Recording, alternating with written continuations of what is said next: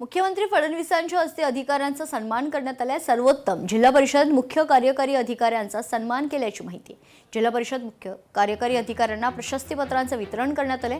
पुण्याचे गजानन पाटील सर्वोत्तम जिल्हा परिषद मुख्य कार्यकारी अधिकारी ठरले, तर सांगलीचे विशाल नरवाडे, ठाण्याचे रणजित यादव, नागपूरचे विनायक महामुनी, नाशिकचे ओमकार पवार यांचाही मुख्यमंत्र्यांच्या हस्ते सन्मान करण्यात आलाय।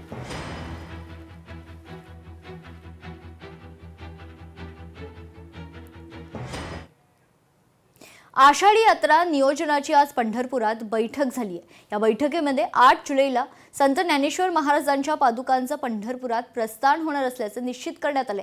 तर ज्ञानेश्वर महाराजांची पालखी 24 जुलैला पंढरपुरात येईल। 25 जुलैला आषाढी एकादशीचा सोहळा होणार आहे। दुपारी 4 ऐवजी 3 वाजता यंदा प्रस्थान होणार असल्याची माहिती। या अनुषंगाने वारकरी महाराज मंडळी आणि आळंदी संस्थांच्या वतीने पंढरपुरात परंपरेप्रमाणे बैठक पार पडली आहे। या वर्षीचा पालखी सोहळाचं प्रस्थान हे 8 जुलै 2026 रोजी दुपारी 3 वाजता होणार असल्याचं त्या ठिकाणी आमची चर्चा झालेली आहे।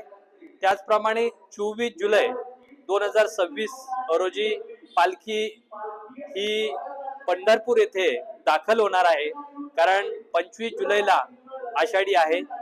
त्या संदर्भात आपली सर्व तयारी, प्रशासनाबरोबरची तयारी, त्याबद्दलच्या ज्या काही बैठका आहेत त्या आपण केलेल्या आहेत। लोकशाही मराठी ऐका, पहा, जागरूक रहा।